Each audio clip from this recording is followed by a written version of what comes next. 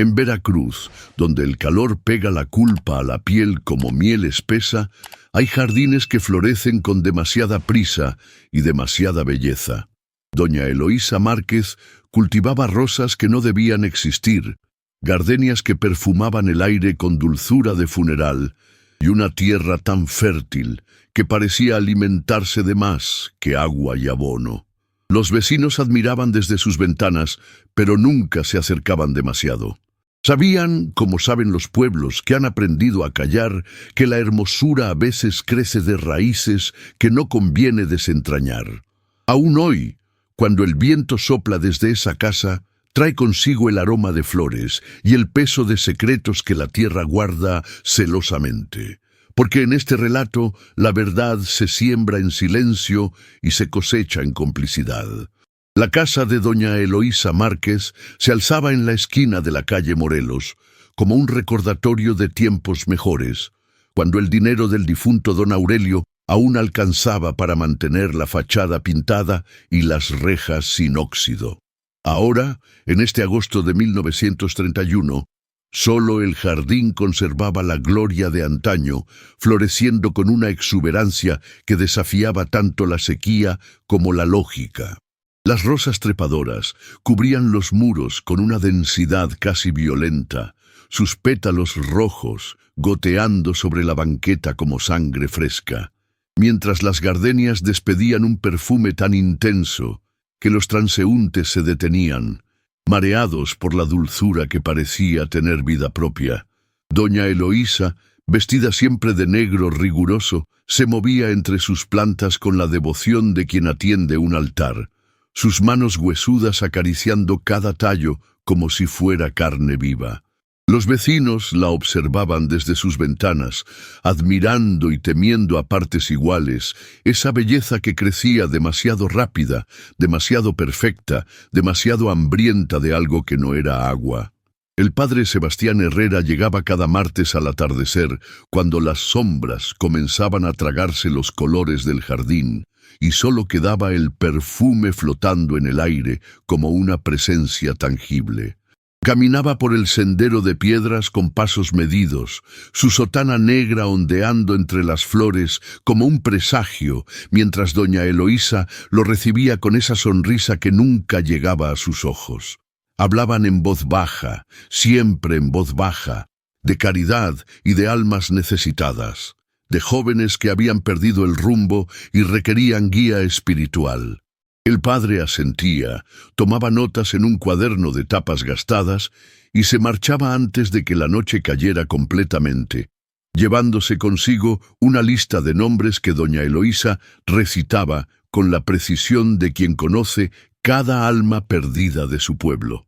Los martes, después de estas visitas, el jardín parecía respirar más profundo, como si hubiera recibido alimento fresco, y las flores amanecían más brillantes, más sedientas, más vivas.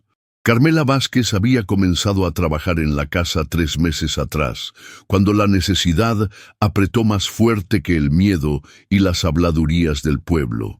A sus 17 años había aprendido que la supervivencia a veces exige cerrar los ojos ante lo que no se debe ver, y doña Eloísa pagaba bien, muy bien, por servicios que nunca se definían claramente. Limpiaba la casa, preparaba las comidas y sobre todo mantenía la boca cerrada ante las visitas nocturnas, ante los ruidos que venían del sótano, ante el olor a tierra removida que a veces se filtraba por las rendijas del piso. Carmela había aprendido a no preguntar por qué doña Eloísa necesitaba tantas palas nuevas, por qué compraba cal en cantidades industriales, por qué el jardín crecía en círculos perfectos que parecían marcar territorios invisibles. Trabajaba, cobraba y se iba a su casa antes del anochecer, llevándose en la ropa ese perfume de gardenias que la perseguía en sueños y la despertaba con náuseas. Don Ramiro Castellanos observaba desde su balcón del segundo piso, con los ojos entrecerrados por la edad y la sospecha, como el jardín de su vecina desafiaba todas las leyes naturales que él conocía. En sus 70 años de vida veracruzana, Había visto sequías que mataban hasta los nopales más resistentes, pero las plantas de doña Eloísa florecían como si bebieran de un manantial secreto. Las raíces se extendían por debajo de la tierra con una voracidad que él podía sentir desde su propia casa, como tentáculos buscando alimento en lugares donde no debían hurgar.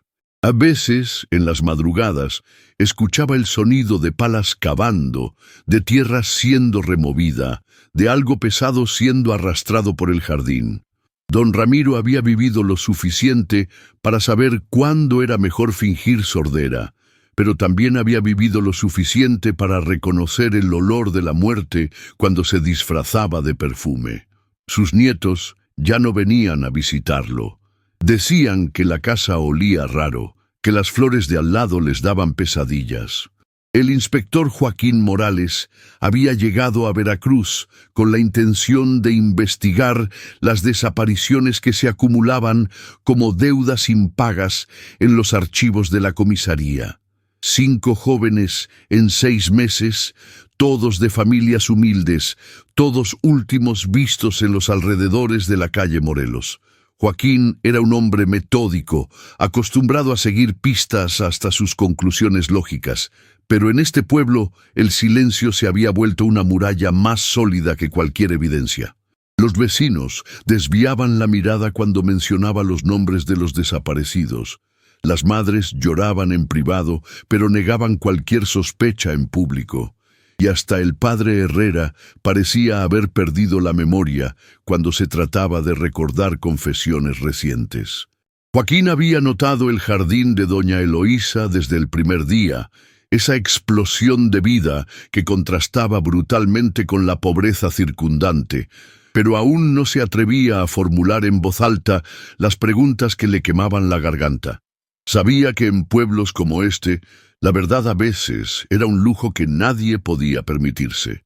La noche caía sobre Veracruz como una manta húmeda, trayendo consigo el coro de grillos y el perfume intensificado de las gardenias que parecía cobrar vida propia en la oscuridad. Doña Eloísa se movía por su jardín con una linterna de aceite, revisando cada planta, cada brote nuevo, cada zona donde la tierra se veía más oscura y fértil. Sus labios murmuraban palabras que podrían haber sido oraciones o conjuros, mientras sus dedos tocaban la tierra con la ternura de quien acaricia a un hijo. En las casas vecinas, las ventanas se cerraban una a una, las cortinas se corrían, y el silencio se instalaba como un acuerdo tácito entre todos los que habían elegido no ver, no oír, no saber. Porque en Veracruz, en esa esquina de la calle Morelos, la belleza había encontrado una forma de alimentarse que nadie se atrevía a nombrar, y el jardín seguía creciendo, noche tras noche, con una paciencia que solo tienen las cosas que saben que el tiempo está de su lado. El padre Sebastián Herrera había aprendido a caminar por los senderos de la moral con la misma cautela con que ahora pisaba las piedras del jardín de doña Eloísa, sabiendo que cada paso podía llevarlo a terrenos donde la fe y la conveniencia se confundían hasta volverse indistinguibles. Sus visitas de los martes habían comenzado como un acto de caridad cristiana, cuando doña Eloísa se acercó a él después de misa con lágrimas en los ojos y una propuesta que sonaba a bendición: ayudar a los jóvenes perdidos del pueblo, darles una oportunidad de redención antes de que el vicio los consumiera completamente. El padre había aceptado sin dudar, viendo en esa viuda enlutada a una mujer piadosa que quería invertir su fortuna menguante en salvar almas. Ahora, 3 años después, mientras observaba cómo las rosas habían crecido hasta formar una muralla impenetrable alrededor de la propiedad, se preguntaba si la redención que él había estado facilitando era la que Dios tenía en mente. Los nombres en su cuaderno se acumulaban como pecados confesados, y los jóvenes que él enviaba a casa de doña Eloísa desaparecían del pueblo con una regularidad que ya no podía atribuir a la casualidad. Carmela había aprendido a reconocer los martes por el cambio en el aire de la casa, una tensión que se instalaba desde la mañana como la humedad antes de la tormenta. Doña Eloísa se movía con una energía nerviosa, revisando cada rincón, preparando té que nunca se bebía, acomodando cojines en sillas que nadie usaría. La muchacha había notado que estos días el sótano permanecía cerrado con llave, y que el olor a cal se intensificaba hasta volverse casi insoportable.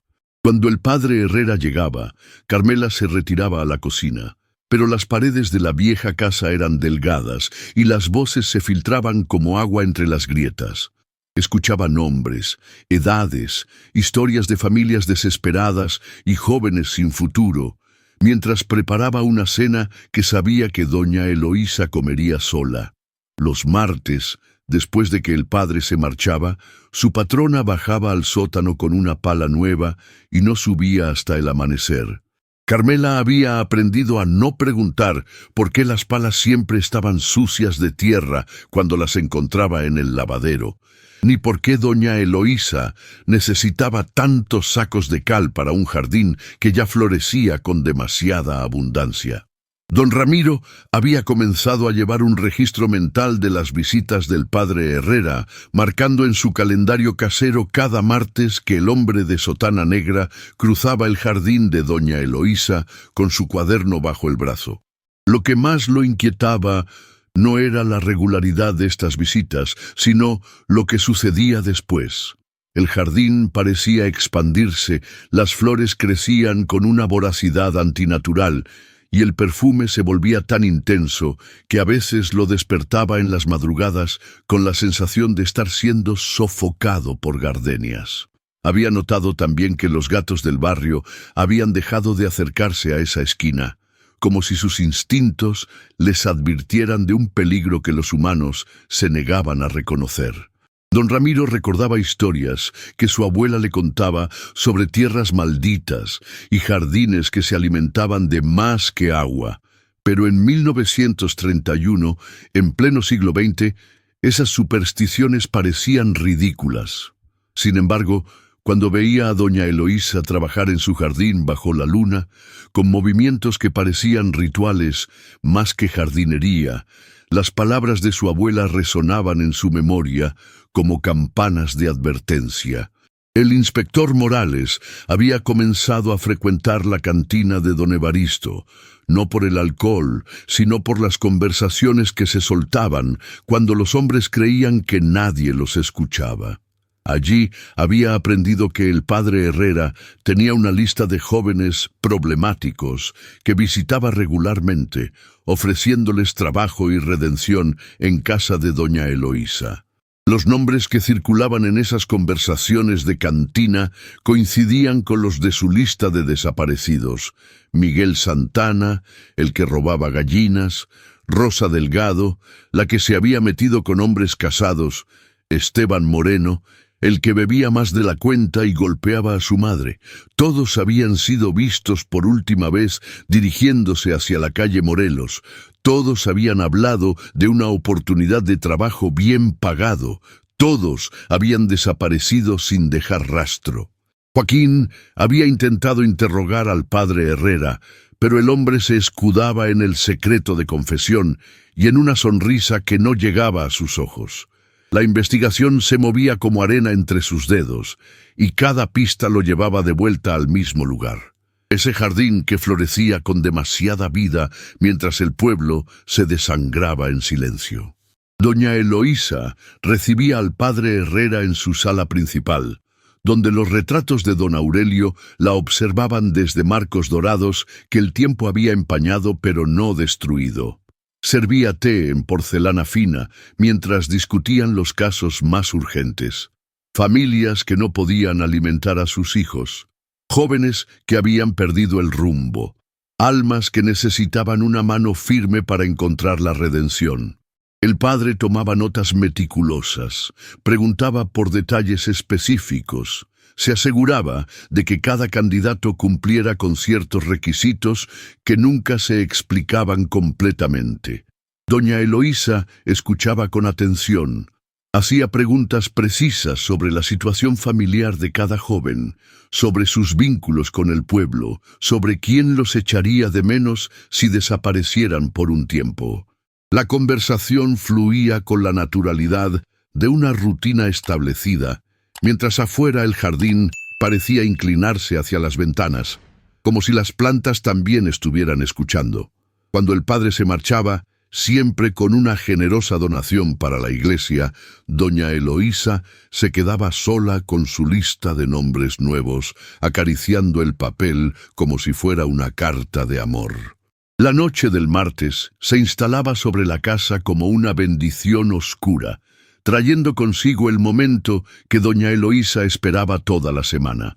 Bajaba al sótano con su linterna de aceite, donde las herramientas esperaban limpias y afiladas, donde los sacos de cal se apilaban como promesas de purificación. El sótano olía a tierra húmeda y a algo más, algo dulce y putrefacto que se mezclaba con el perfume de las gardenias que se filtraba desde arriba. Allí, en esa oscuridad que conocía mejor que su propia alma, doña Eloísa preparaba el terreno para la próxima siembra, removiendo la tierra con movimientos rituales, añadiendo cal con la precisión de quien conoce las proporciones exactas para que la descomposición sea perfecta. Arriba, el jardín esperaba paciente, sus raíces extendiéndose hacia el sótano como dedos hambrientos, listas para recibir el alimento que las haría florecer con esa belleza obscena que ya era la envidia y el terror del pueblo. Los martes eran días de preparación, de planificación, de comunión entre la jardinera y su jardín, entre la muerte y la vida que crecía de ella.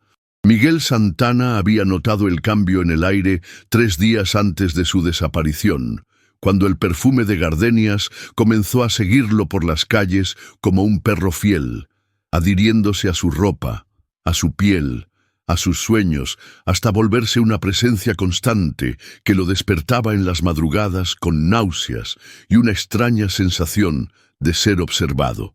El joven de 19 años había aceptado la propuesta de trabajo que el padre Herrera le llevó como un regalo del cielo. Jardinería en casa de doña Eloísa, buen pago, comida incluida, y la oportunidad de redimirse ante Dios y ante el pueblo que lo conocía solo por sus pequeños robos. Miguel había caminado hacia la calle Morelos con la esperanza de quien ve una puerta abierta hacia una vida mejor, sin saber que las puertas de doña Eloísa solo se abrían en una dirección.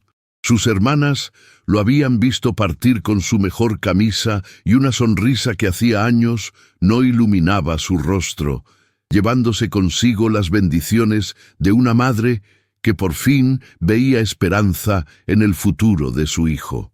Nadie volvió a verlo después del atardecer de ese jueves, pero el perfume de gardenias siguió impregnando su cuarto durante semanas, como si las flores hubieran marcado su territorio y se negaran a soltarlo.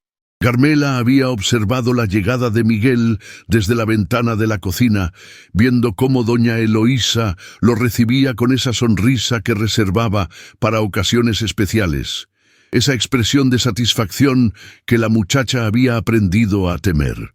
El joven parecía nervioso pero esperanzado, girando su sombrero entre las manos mientras doña Eloísa le explicaba sus tareas. Cavar nuevos surcos para las rosas, preparar la tierra para las siembras de otoño, ayudar con los trabajos pesados que una mujer de su edad ya no podía realizar. Miguel asentía a todo, agradecido por la oportunidad, sin notar cómo los ojos de doña Eloísa lo medían con la precisión de quien evalúa ganado. Carmela había preparado una cena abundante esa noche, siguiendo las instrucciones específicas de su patrona. Mucha carne, vino tinto y un té especial que doña Eloísa preparaba personalmente con hierbas de su jardín. Había servido la mesa para 2, pero cuando bajó a recoger los platos, solo encontró uno usado y manchas de tierra en el piso que llevaban hacia el sótano. Miguel había cenado bien esa noche, muy bien, antes de comenzar su verdadero trabajo. El inspector Morales había interrogado a la familia Santana el viernes por la mañana, encontrándose con el mismo muro de silencio y miedo que ya conocía de memoria.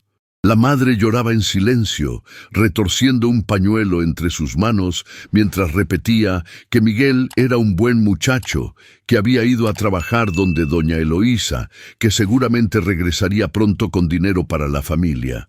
Las hermanas evitaban su mirada, susurrando entre ellas sobre el perfume extraño que había invadido la casa desde que Miguel se fue, sobre los sueños donde lo veían cavando en un jardín que nunca terminaba de crecer.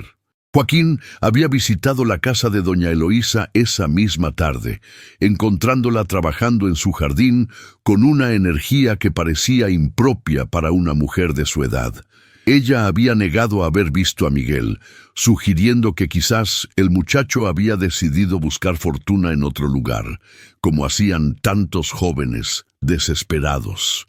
Pero Joaquín había notado la tierra recién removida cerca de las rosas trepadoras y el perfume de gardenias que se intensificaba precisamente en esa zona, como si las flores estuvieran celebrando algo.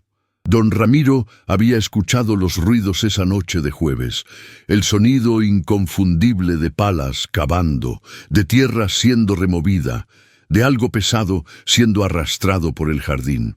Desde su balcón había visto las luces moviéndose entre las plantas, sombras que trabajaban con la eficiencia de quien ha repetido la misma tarea muchas veces. Al amanecer, cuando se asomó con sus binoculares, había notado que el jardín parecía haber crecido durante la noche, que las rosas trepadoras se extendían hacia nuevos territorios con una voracidad que desafiaba las leyes de la botánica.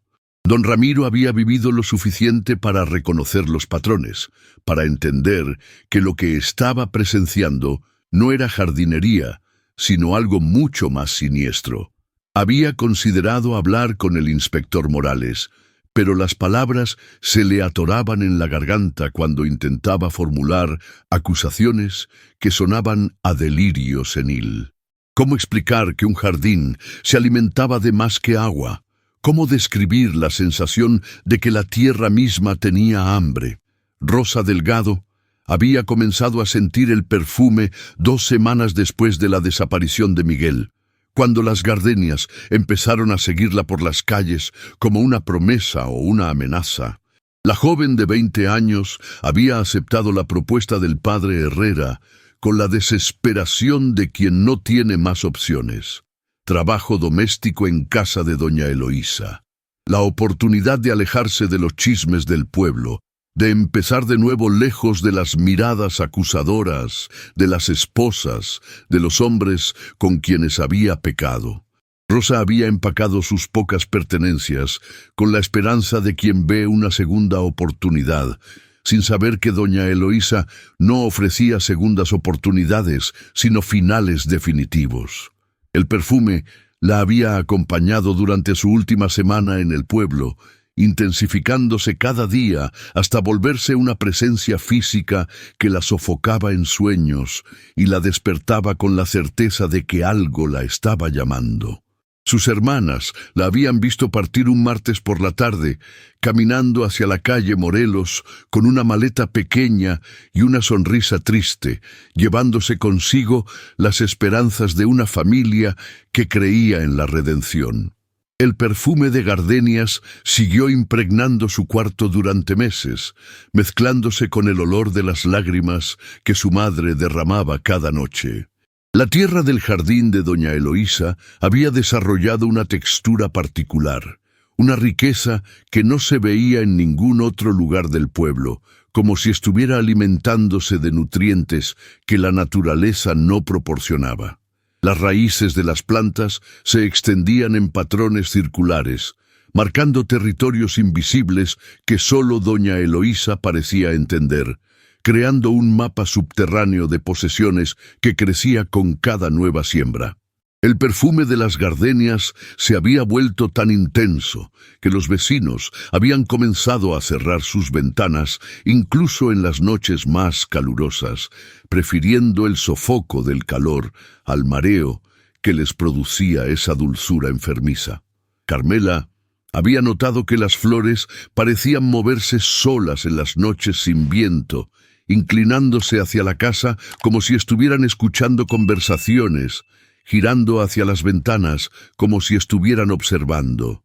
El jardín había dejado de ser un lugar de belleza para convertirse en algo vivo, hambriento, consciente, que esperaba pacientemente la próxima ofrenda que lo haría crecer un poco más, florecer un poco mejor, perfumar un poco más intensamente el aire de un pueblo que había aprendido a respirar complicidad.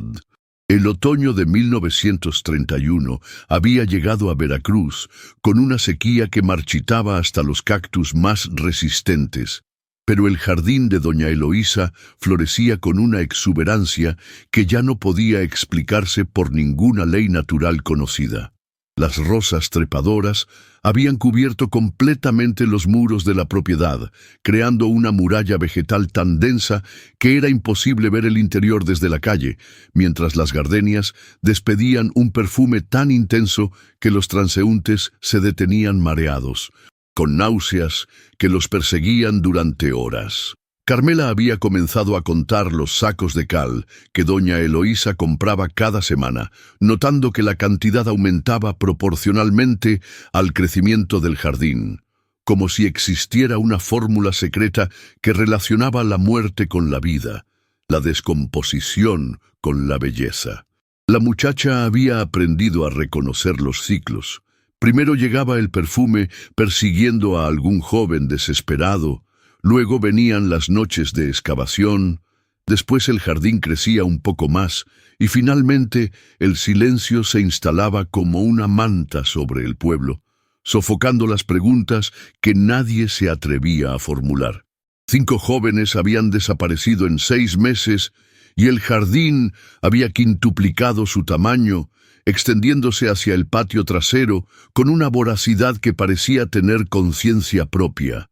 El padre Sebastián Herrera había comenzado a sufrir insomnio, despertándose cada madrugada con el sabor de gardenias en la boca y la sensación de que sus manos estaban manchadas de tierra que no podía lavar.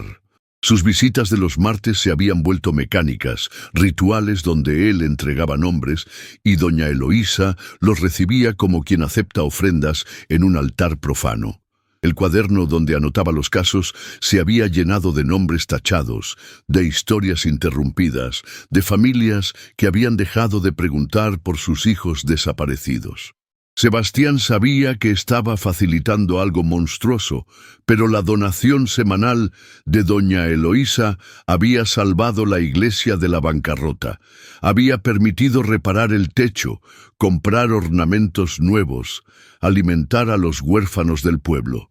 Se decía a sí mismo que estaba salvando almas, que los jóvenes que enviaba a casa de doña Eloísa encontraban redención de una forma u otra, pero las palabras sonaban huecas, incluso en sus propias oraciones. El padre había comenzado a evitar las confesiones de las madres que lloraban por sus hijos perdidos, porque no podía absolverlas sin condenarse a sí mismo, y no podía condenarse sin destruir la única fuente de ingresos que mantenía viva su parroquia. Don Ramiro había decidido documentar lo que veía, llevando un diario detallado de las actividades nocturnas en el jardín de doña Eloísa, anotando fechas, horarios y patrones que se repetían con la precisión de un ritual. Sus observaciones revelaban una rutina macabra.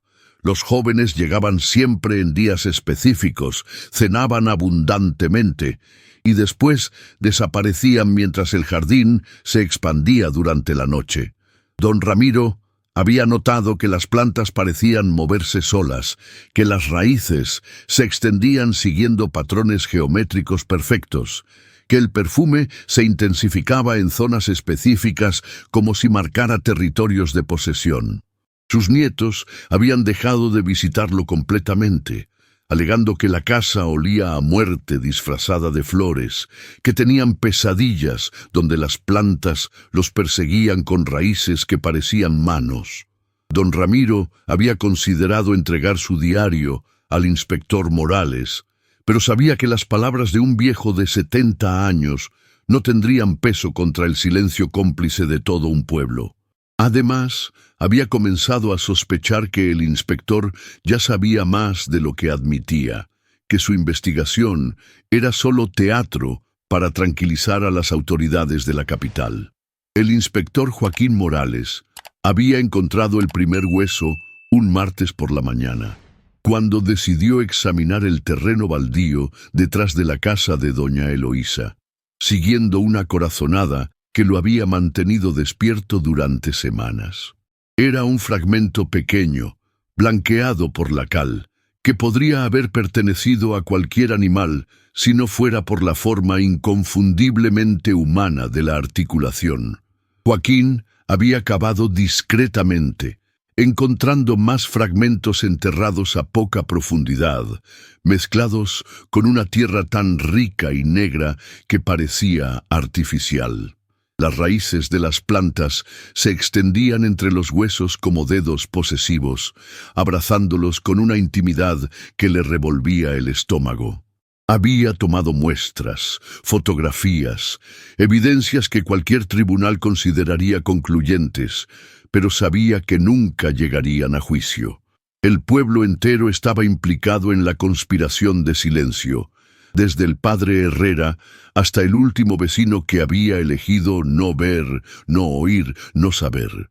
Joaquín había comenzado a entender que su investigación no buscaría justicia, sino supervivencia, que en lugares como Veracruz la verdad era un lujo que podía costar la vida.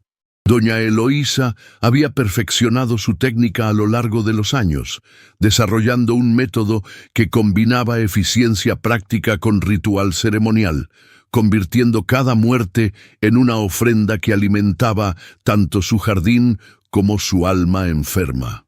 Los jóvenes llegaban hambrientos de esperanza y se iban saciados de una cena que sería su última, drogados con hierbas que crecían en su propio jardín, adormecidos por un té que sabía a gardenias y a promesas cumplidas. Eloísa los llevaba al sótano cuando ya no podían resistirse, donde las herramientas esperaban limpias y afiladas, donde la cal se apilaba como nieve blanca lista para purificar la carne y acelerar la descomposición. Trabajaba con la paciencia de quien conoce su oficio, desmembrando con precisión quirúrgica, distribuyendo los restos según un mapa mental que había memorizado después de tantas siembras. Cada parte del cuerpo tenía su lugar específico en el jardín. Los huesos largos alimentaban las rosas trepadoras, los órganos nutrían las gardenias, y la sangre se mezclaba con el agua de riego para crear esa tierra negra y fértil que era su orgullo. Doña Eloísa había convertido el asesinato en jardinería, la muerte en arte, el horror en belleza que todo el pueblo admiraba desde la distancia segura de su complicidad. La noche caía sobre Veracruz como una bendición que ocultaba los pecados del día, trayendo consigo el momento en que doña Eloísa podía caminar por su jardín sin máscaras, admirando la obra que había construido con sangre, huesos y silencio. Las plantas la reconocían como su creadora, inclinándose hacia ella cuando pasaba, despidiendo perfumes más intensos en su presencia, mostrándole con su crecimiento exuberante que estaban satisfechas con el alimento que les proporcionaba. Carmela la observaba desde la ventana de la cocina, viendo cómo su patrona acariciaba cada tallo como si fuera carne viva, cómo susurraba palabras que podrían haber sido nombres o conjuros, cómo sonreía con una satisfacción que helaba la sangre. El jardín había dejado de ser un lugar de belleza para convertirse en un cementerio disfrazado, donde cada flor marcaba una tumba, y cada perfume llevaba el nombre de un muerto.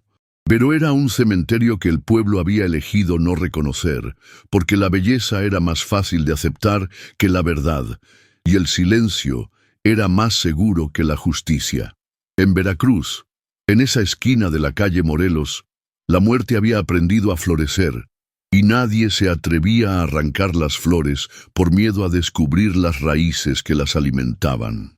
Don Aurelio había comenzado a caminar por las noches, arrastrando los pies descalzos sobre la tierra húmeda del jardín, como si buscara algo que había perdido hace décadas, pero que solo ahora se atrevía a nombrar. Las flores parecían seguir sus movimientos con una atención antinatural, girando sus pétalos hacia él cuando pasaba, susurrando secretos que solo los muertos deberían conocer. Esperanza lo observaba desde la ventana de la cocina, con las manos hundidas en la masa del pan, que ya no tenía hambre de hornear, preguntándose si su esposo había enloquecido o si finalmente había comenzado a recordar lo que todos habían decidido olvidar. El aire nocturno traía consigo el aroma de las gardenias, mezclado con algo más profundo, más antiguo, como si la tierra misma exhalara los suspiros de quienes habían sido plantados en ella sin ceremonia ni bendición. Los vecinos habían comenzado a cerrar sus ventanas más temprano, no por el frío que aún no llegaba, sino por el miedo a escuchar las conversaciones que don Aurelio mantenía con las flores, palabras que sonaban demasiado parecidas a disculpas para ser casuales. Esperanza sabía que su esposo no estaba loco, estaba recordando, y eso era infinitamente peor. La mañana siguiente trajo consigo la visita inesperada del Padre Celestino, quien llegó con el pretexto de bendecir el jardín, pero con los ojos cargados de una preocupación que había estado creciendo como mala hierba en su conciencia. Las flores lo recibieron con una exuberancia que rayaba en lo obsceno, desplegando sus pétalos con una intensidad que parecía burlarse de su sotana y de las oraciones que llevaba preparadas en los labios. Don Aurelio lo recibió con una cortesía que no lograba ocultar el temblor en sus manos, ofreciéndole café que sabía a tierra húmeda y palabras que sonaban huecas como campanas rotas. El sacerdote intentó bendecir las flores, pero las palabras se le atascaron en la garganta cuando notó que algunas de las raíces más gruesas tenían formas demasiado familiares, contornos que recordaban a brazos extendidos en súplica o piernas dobladas en agonía. Esperanza sirvió el café en silencio, con los ojos fijos en el suelo, como si temiera que una mirada directa al jardín pudiera revelar secretos que aún no estaba preparada para enfrentar. El Padre Celestino se marchó sin completar la bendición, llevándose consigo la certeza de que algunos jardines no pueden ser santificados porque han sido regados con lágrimas que nunca fueron lloradas públicamente. Las flores parecían reírse suavemente con el viento, como si supieran que ni las oraciones ni las bendiciones pueden lavar la sangre que se ha convertido en savia. Esa tarde, Esperanza tomó la decisión que había estado posponiendo durante semanas. Hablaría con las otras mujeres del barrio, no para confesar, sino para medir el peso de sus silencios compartidos. Encontró a doña Carmen lavando ropa en el patio trasero, con las manos rojas de tanto frotar manchas que parecían no querer salir, y los ojos perdidos en un punto indefinido del horizonte donde las montañas se encontraban con las nubes. La conversación comenzó con trivialidades sobre el clima y los precios del mercado, pero gradualmente se deslizó hacia territorios más peligrosos, como dos mujeres caminando sobre hielo delgado que saben que se va a romper, pero no pueden detenerse. Doña Carmen mencionó que había estado teniendo pesadillas con flores que crecían desde adentro de su estómago, brotando de su boca como vómito perfumado, y que despertaba con el sabor de tierra en los labios y las uñas llenas de una suciedad que no recordaba haber tocado. Esperanza asintió con una comprensión que iba más allá de las palabras, porque ella también había comenzado a soñar con jardines que se extendían infinitamente bajo la tierra, conectando todos los patios del barrio en una red subterránea de secretos compartidos. Las dos mujeres se quedaron en silencio, escuchando el sonido del agua que corría por el desagüe, llevándose la espuma, pero dejando las manchas intactas, como si algunas suciedades fueran demasiado profundas para ser lavadas con jabón y buenas intenciones. Cuando Esperanza se marchó, llevaba consigo la certeza de que no era la única que había comenzado a recordar, y eso la llenaba de un terror que era casi indistinguible del alivio. El jardín de don Aurelio había comenzado a cambiar de maneras que desafiaban las leyes de la botánica y la razón, creciendo no solo hacia arriba, sino hacia adentro, como si estuviera devorando el espacio que lo rodeaba y convirtiéndolo en algo más denso, más cargado de significado. Las flores, que habían comenzado como simples gardenias y rosas, ahora mostraban variaciones que ningún jardinero había plantado. Pétalos con vetas rojas, que parecían venas, hojas que susurraban cuando no había viento, raíces que emergían de la tierra como dedos buscando algo que tocar. Los vecinos habían comenzado a caminar por el lado opuesto de la calle cuando pasaban frente a la casa. No por superstición, sino por una comprensión instintiva de que algunos lugares se vuelven sagrados de maneras que no tienen nada que ver con Dios. Don Aurelio pasaba las tardes sentado en una silla de mimbre frente al jardín, no cuidándolo sino contemplándolo, como si estuviera leyendo un libro escrito en un idioma que solo él podía entender, pero que le dolía descifrar. Las flores parecían responder a su presencia con una vitalidad que contrastaba brutalmente con la palidez creciente de su rostro, como si estuvieran absorbiendo algo esencial de él y devolviéndole solo la cáscara vacía de lo que había sido. Esperanza lo observaba desde la cocina, preparando comidas que ninguno de los dos tenía apetito de comer, preguntándose si el jardín los estaba matando lentamente o si simplemente les estaba mostrando que ya habían estado muertos durante años. El aire alrededor de la casa había adquirido una densidad que hacía difícil respirar profundamente, como si cada inhalación trajera consigo el peso de secretos que habían estado fermentando bajo tierra durante demasiado tiempo. La noche en que todo cambió comenzó como cualquier otra, con don Aurelio caminando descalzo entre las flores y Esperanza fingiendo que no lo escuchaba murmurar nombres que habían sido prohibidos en el barrio desde 1931. Pero esta vez las flores le respondieron con voces que no eran el viento, susurros que formaban palabras en un español antiguo y doliente, como si la tierra misma hubiera aprendido a hablar el idioma de los remordimientos. Don Aurelio se detuvo frente a la gardenia más grande, aquella cuyas raíces se extendían más profundamente que las demás, y por primera vez en décadas pronunció en voz alta los nombres de los hombres que habían sido enterrados, sin ataúdes ni oraciones, en lo que ahora era su jardín. Las flores se agitaron con una violencia que no tenía nada que ver con el clima, desprendiendo pétalos que caían como lágrimas perfumadas, y de la tierra comenzó a emerger un aroma que era mitad perfume y mitad putrefacción, como si la belleza y la muerte hubieran aprendido a bailar juntas.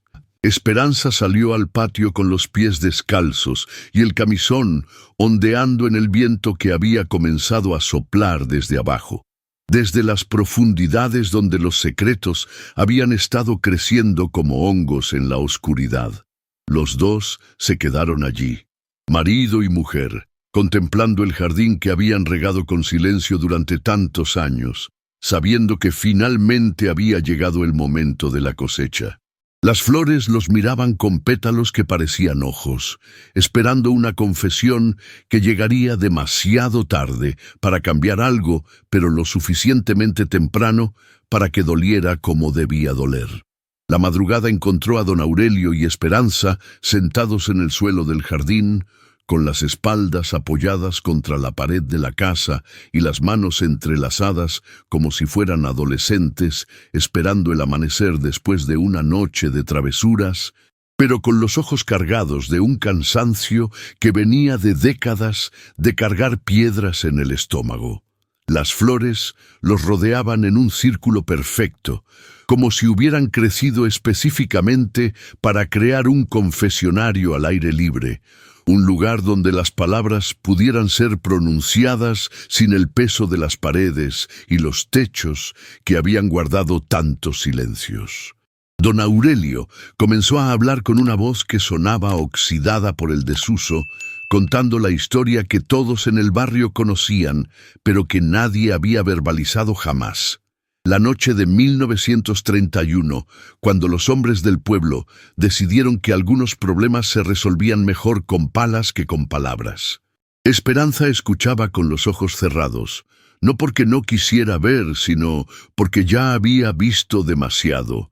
Había estado allí cuando las decisiones se tomaron en la cocina de su casa, cuando los hombres llegaron con las manos sucias y los ojos vacíos, pidiendo agua para lavarse y silencio para protegerse. Las flores parecían inclinarse hacia ellos mientras hablaban, como si fueran confesores vegetales que habían estado esperando esta conversación durante décadas, absorbiendo cada palabra y convirtiéndola en savia que alimentaría su crecimiento antinatural. El aire se había vuelto tan denso que respirar requería un esfuerzo consciente, como si la atmósfera misma estuviera embarazada de verdades que habían estado gestándose en la oscuridad durante demasiado tiempo. Don Aurelio habló de los 5 hombres que habían llegado al pueblo preguntando por tierras y justicia, y de cómo el miedo había convertido a los vecinos en una jauría que actuó con la precisión de quienes saben que están haciendo algo imperdonable pero necesario. Esperanza tomó el relevo cuando la voz de su esposo se quebró como una rama seca, contando su parte de la historia con una serenidad que era más aterradora que cualquier grito. Cómo había preparado la cena para los hombres que regresaron esa noche, cómo había lavado la ropa manchada sin hacer preguntas, cómo había ayudado a acabar lo que todos llamaron el jardín nuevo, sin cuestionar por qué la tierra estaba tan suelta y por qué don Aurelio insistía en plantar flores inmediatamente, como si la belleza pudiera crecer sobre la fealdad y transformarla en algo tolerable. Habló de las noches en que despertaba sintiendo que alguien caminaba por debajo de la casa, pasos que venían desde abajo y que se movían en círculos, como si los muertos estuvieran aprendiendo a bailar en su nueva morada subterránea. Las flores se agitaban suavemente mientras ella hablaba, desprendiendo un perfume que era demasiado dulce, demasiado intenso, como si estuvieran tratando de enmascarar otros olores que se filtraban desde las profundidades donde las raíces se alimentaban de secretos convertidos en humus. Don Aurelio la escuchaba con la cabeza apoyada en sus rodillas, como un niño que finalmente entiende por qué los adultos susurran cuando creen que no los escucha, por qué hay habitaciones en la casa que siempre están frías sin importar la temporada. El jardín los envolvía en su abrazo perfumado y terrible, como si fuera un útero al revés, donde en lugar de nacer se venía a confesar los pecados que habían estado creciendo como tumores en el alma del barrio. Esperanza terminó su relato con las palabras que había estado ensayando en silencio durante años. No éramos malas personas, pero hicimos cosas malas porque tuvimos miedo. Y el miedo nos convirtió en algo que no reconocemos cuando nos miramos al espejo. El sol comenzó a salir mientras ellos seguían hablando, pero su luz no logró penetrar completamente la densidad que rodeaba el jardín, como si las plantas hubieran aprendido a filtrar la claridad y dejar pasar solo la cantidad justa, para que las confesiones pudieran continuar sin la brutalidad de la luz completa. Don Aurelio habló de los años que siguieron, de cómo el barrio había desarrollado una especie de amnesia colectiva que funcionaba como anestesia, permitiendo que la vida continuara mientras los muertos se descomponían silenciosamente bajo las flores que crecían más hermosas cada temporada. Contó cómo había comenzado a escuchar voces en 1935, susurros que venían de la tierra cuando regaba el jardín, palabras en un dialecto que no reconocía, pero que entendía perfectamente porque hablaban el idioma universal del reclamo y la sed de justicia. Esperanza asintió con una comprensión que iba más allá de la empatía matrimonial, porque ella también había comenzado a escuchar esas voces, especialmente cuando cocinaba, y el vapor de las ollas se elevaba como oraciones invertidas que bajaban en lugar de subir. Las flores parecían respirar al ritmo de sus confesiones, expandiéndose y contrayéndose como pulmones vegetales que habían aprendido a procesar culpa en lugar de dióxido de carbono, transformando los remordimientos en oxígeno perfumado que envenenaba lentamente a quienes lo respiraban. Los dos sabían que esta conversación no los absolvería de nada, pero también sabían que el silencio los había estado matando más lentamente que cualquier confesión podría hacerlo, carcomiendo sus almas como termitas invisibles que construyen túneles en la madera hasta que toda la estructura se vuelve hueca. El jardín los escuchaba con la paciencia de quien ha estado esperando esta conversación durante décadas, absorbiendo cada palabra y convirtiéndola en alimento para un crecimiento que desafiaba todas las leyes de la naturaleza y la decencia. Cuando terminaron de hablar, el silencio que siguió no era el vacío incómodo que habían estado llenando con mentiras durante años, sino algo más denso y más honesto, como el silencio que sigue a una tormenta cuando el aire se ha limpiado, pero el daño ya está hecho. Las flores los rodeaban como testigos vegetales que habían absorbido cada palabra y la habían convertido en parte de su estructura celular, guardando la confesión en sus pétalos como si fueran páginas de un libro que solo los muertos podrían leer completamente. Don Aurelio se puso de pie con la lentitud de quien ha envejecido décadas en una sola noche, extendiendo la mano para ayudar a Esperanza a levantarse, y por primera vez en años se miraron a los ojos sin el filtro de las mentiras que habían estado usando como gafas para ver el mundo de manera tolerable. El jardín parecía más vivo que nunca, pulsando con una energía que venía de haber sido finalmente alimentado con la verdad que había estado esperando, como si las raíces hubieran estado sedientas no de agua, sino de honestidad, y ahora pudieran crecer hacia direcciones que antes les habían estado prohibidas. Los vecinos comenzarían a llegar en unas horas, como todos los días, fingiendo que no sabían lo que había pasado en 1931. Pero don Aurelio y Esperanza ya no tendrían que participar en esa pantomima, porque habían encontrado una forma de vivir con sus muertos que no requería fingir que no existían. Las flores se agitaron suavemente en la brisa matutina, desprendiendo pétalos que caían como bendiciones invertidas, como si la tierra misma estuviera aprendiendo a perdonar a quienes habían aprendido a confesarse con las plantas porque no se atrevían a hacerlo con Dios. El jardín había cumplido su propósito, había convertido el patio en una tumba, pero también había convertido la tumba en un lugar donde la verdad podía crecer como las flores más hermosas y más terribles que el barrio había visto jamás. La noticia de la confesión nocturna de don Aurelio y Esperanza se extendió por el barrio con la velocidad de las malas noticias y la persistencia de los rumores que contienen demasiada verdad para ser ignorados, filtrándose por las rendijas de las puertas y las conversaciones susurradas en los mercados, como agua que encuentra su nivel natural sin importar los obstáculos que encuentre en el camino. Doña Carmen fue la primera en sentir el cambio.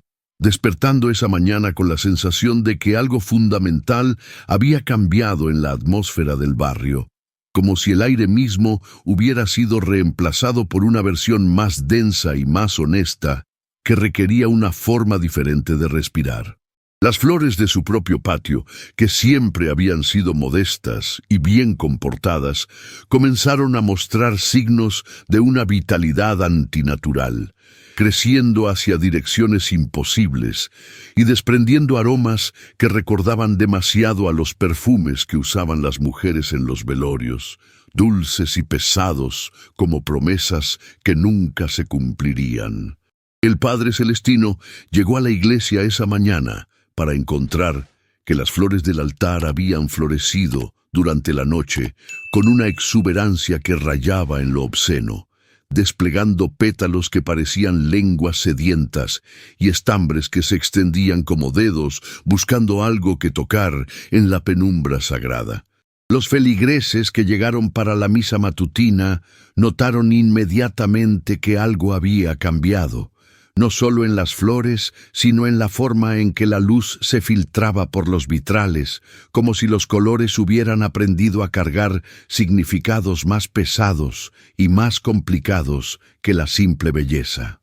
El sacerdote intentó proceder con la liturgia habitual, pero las palabras se le atascaban en la garganta cuando miraba hacia las flores, que parecían escuchar el sermón con una atención que era más inquietante que cualquier distracción humana.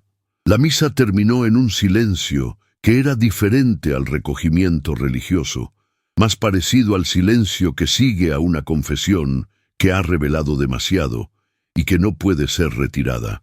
Los niños del barrio fueron los primeros en adaptarse al cambio, como siempre sucede con quienes no han aprendido aún a mentirse a sí mismos sobre la naturaleza del mundo que los rodea, comenzando a jugar juegos que involucraban hablar con las flores y escuchar sus respuestas en idiomas que solo ellos parecían entender. Pequeña María, la nieta de doña Carmen, llegó a casa esa tarde contando que las flores del jardín de don Aurelio le habían enseñado una canción nueva, una melodía que sonaba como llanto, pero que la hacía sentir menos sola cuando la cantaba en voz baja, mientras ayudaba a su abuela con las tareas domésticas. Los adultos intercambiaban miradas cargadas de significado cuando los niños hablaban de sus conversaciones con las plantas, pero nadie se atrevía a prohibirles esos juegos porque todos habían comenzado a sospechar que los niños estaban escuchando verdades que ellos habían estado fingiendo no conocer durante demasiados años. Las flores del barrio parecían responder a la presencia infantil con una ternura que contrastaba brutalmente con la intensidad casi agresiva que mostraban hacia los adultos, como si pudieran distinguir entre la inocencia que aún no había sido manchada y la culpabilidad que había estado fermentando en silencio durante décadas. Los patios que antes habían sido espacios funcionales para tender ropa y criar gallinas se habían convertido en jardines espontáneos donde las plantas crecían sin ser sembradas, brotando de la tierra como si hubieran estado esperando una señal que finalmente había llegado con la confesión de don Aurelio y Esperanza. Las madres del barrio comenzaron a encontrar flores en los bolsillos de sus hijos, pétalos que conservaban su frescura durante días sin agua y que desprendían aromas que evocaban memorias que preferían mantener enterradas. Los niños explicaban que las flores se habían ofrecido como regalos, saltando a sus manos cuando pasaban cerca, pero los adultos sabían que las plantas no se comportan de esa manera a menos que hayan aprendido a moverse por razones que van más allá de la botánica y se adentran en territorios que la ciencia no puede explicar. Las noches se habían vuelto diferentes en todo el barrio, no más oscuras sino más densas, como si la oscuridad hubiera adquirido textura y peso, envolviendo las casas en un abrazo que era mitad protección y mitad amenaza. Los adultos que se atrevían a salir después del anochecer reportaban que podían escuchar conversaciones susurradas que venían de debajo de la tierra, voces que hablaban en español antiguo mezclado con dialectos que no reconocían, pero que entendían a nivel visceral, como si sus cuerpos recordaran idiomas que sus mentes habían olvidado. Don Aurelio y Esperanza se habían convertido en figuras casi fantasmales, apareciendo en sus ventanas como sombras que observaban el barrio con ojos que habían visto demasiado y que ya no podían fingir ceguera, pero también con una serenidad que contrastaba con la agitación creciente de sus vecinos. Las flores de su jardín habían comenzado a extender sus raíces más allá de los límites de su propiedad, creando una red subterránea que conectaba todos los patios del barrio en un sistema circulatorio vegetal que pulsaba con vida propia, transportando no solo nutrientes, sino también memorias y secretos que habían estado enterrados durante demasiado tiempo.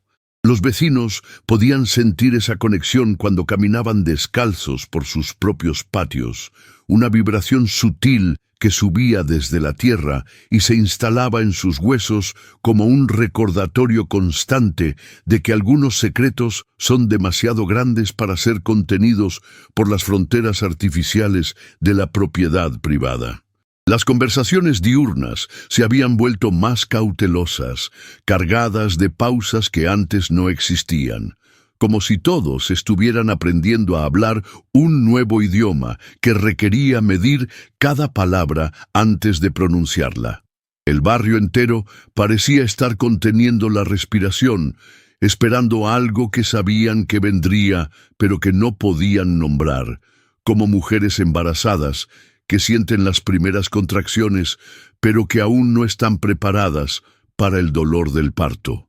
La transformación alcanzó su punto más visible cuando las flores comenzaron a aparecer en lugares donde nunca habían crecido antes, brotando entre las piedras de las calles, emergiendo de las grietas en las paredes, floreciendo en los techos como si hubieran aprendido a desafiar la gravedad, además de las leyes de la horticultura. El Padre Celestino intentó organizar una procesión para bendecir el barrio y contener lo que él llamaba manifestaciones antinaturales.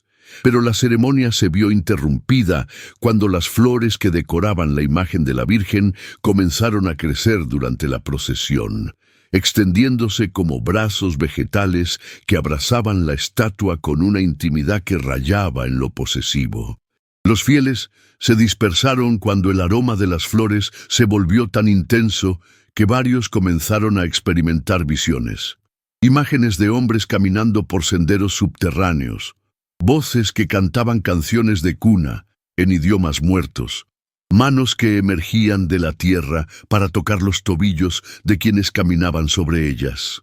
El sacerdote regresó a la iglesia con la procesión interrumpida y la certeza de que se enfrentaba a algo que iba más allá de su entrenamiento teológico, algo que requería una comprensión de la culpa y el perdón que no se enseñaba en los seminarios porque involucraba verdades demasiado complicadas para ser contenidas en dogmas simples.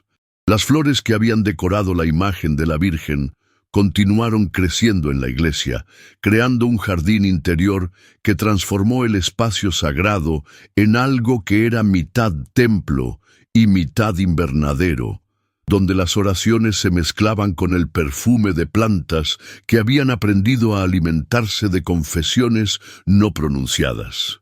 Los feligreses que se atrevían a entrar encontraban que sus oraciones habituales sonaban diferentes en ese espacio transformado, como si las palabras tuvieran que competir con los susurros vegetales que emergían de cada rincón, creando una sinfonía de voces humanas y no humanas que hablaban de perdón y memoria en idiomas que trascendían las barreras entre los vivos y los muertos. El barrio había aprendido a vivir en una realidad donde la línea entre lo natural y lo sobrenatural se había difuminado hasta volverse irrelevante, donde las flores crecían como recordatorios vivientes de que algunos secretos son demasiado poderosos para permanecer enterrados para siempre. Los vecinos desarrollaron nuevas rutinas que incorporaban la presencia de las plantas como si fueran miembros adicionales de sus familias, hablándoles cuando regaban sus patios, escuchando sus susurros cuando el viento las agitaba, aprendiendo a interpretar sus movimientos como señales de estados de ánimo que reflejaban el clima emocional del barrio. Las conversaciones entre vecinos se habían vuelto más honestas por necesidad, porque las flores parecían reaccionar negativamente a las mentiras, marchitándose temporalmente cuando alguien intentaba ocultar verdades importantes, floreciendo con renovada vitalidad cuando las confesiones fluían libremente como agua que finalmente encuentra su cauce natural. Don Aurelio y Esperanza se habían convertido en los guardianes no oficiales de esta nueva realidad, no porque hubieran elegido ese papel, sino porque su confesión inicial había abierto las compuertas que permitieron que la verdad fluyera como una inundación que transforma el paisaje de manera irreversible. El jardín de su casa se había convertido en el corazón de una red que se extendía por todo el barrio, pulsando con una vida que era mitad vegetal y mitad espiritual, alimentándose de las memorias que habían estado fermentando bajo tierra durante décadas y convirtiéndolas en flores que eran hermosas y terribles al mismo tiempo. Los niños del barrio habían comenzado a dibujar mapas de esta red subterránea, trazando líneas que conectaban todos los patios en patrones que los adultos reconocían como demasiado precisos para ser producto de la imaginación infantil, como si los pequeños hubieran desarrollado la capacidad de ver a través de la tierra y contemplar la anatomía secreta del barrio que había estado creciendo en la oscuridad durante años. Don Aurelio encontró a doña Eloísa regando las dalias al amanecer, sus manos temblorosas sosteniendo la regadera como si fuera un cáliz sagrado. El agua caía espesa, demasiado roja para ser solo agua, y las flores parecían suspirar de placer al recibirla. «Usted sabe lo que pasó con mi Esperanza», murmuró él, su voz quebrada por años de silencio. Ella no levantó la vista, pero sus labios se curvaron en una sonrisa que helaba la sangre. «Las flores necesitan nutrientes, don Aurelio. Y los secretos son el mejor abono». El viejo jardinero confesó entonces lo que había visto aquella noche de marzo. Esperanza corriendo hacia el jardín, perseguida por las sombras de hombres que el pueblo prefería no nombrar. Había escuchado sus gritos, había visto cómo la arrastraban entre los rosales, y después solo quedó el silencio y la tierra removida. «Yo cavé donde usted me pidió», susurró, las lágrimas mezclándose con el rocío matutino. Pero no sabía que estaba plantando una tumba. Doña Eloísa finalmente alzó la mirada, sus ojos brillando con una locura serena que había crecido junto con sus flores durante todos estos años. La verdad se extendió por el barrio como las raíces bajo la tierra. Cada desaparición había alimentado aquel jardín maldito. Cada silencio había regado las flores con sangre y lágrimas. Doña Eloísa no negó nada cuando llegaron a buscarla. Simplemente siguió podando sus rosas, explicando con voz serena cómo cada variedad necesitaba un tipo diferente de cuidado. «Las dalias rojas crecen mejor con sangre joven», murmuró mientras las autoridades la observaban con horror. «Y los jazmines florecen hermosos cuando se plantan sobre corazones rotos». El jardín, que había sido el orgullo del barrio, se reveló como un cementerio perfecto, donde la belleza había crecido sobre la podredumbre del silencio cómplice. Cuando se llevaron a doña Eloísa, las flores comenzaron a marchitarse en cuestión de horas, como si hubieran perdido su fuente de vida. Pero los vecinos sabían que el verdadero horror no estaba en el jardín, sino en sus propios corazones. Todos habían visto, todos habían sospechado, y todos habían elegido el silencio por la belleza de aquellas flores malditas. Don Aurelio murió esa misma noche, encontrado entre los rosales con una sonrisa extraña en los labios, como si finalmente hubiera encontrado la paz que buscaba. El jardín fue quemado hasta los cimientos, pero dicen que en las noches sin luna aún se pueden escuchar los susurros de los nombres que nunca fueron llorados, creciendo eternamente en la memoria culpable de quienes prefirieron la hermosura a la verdad.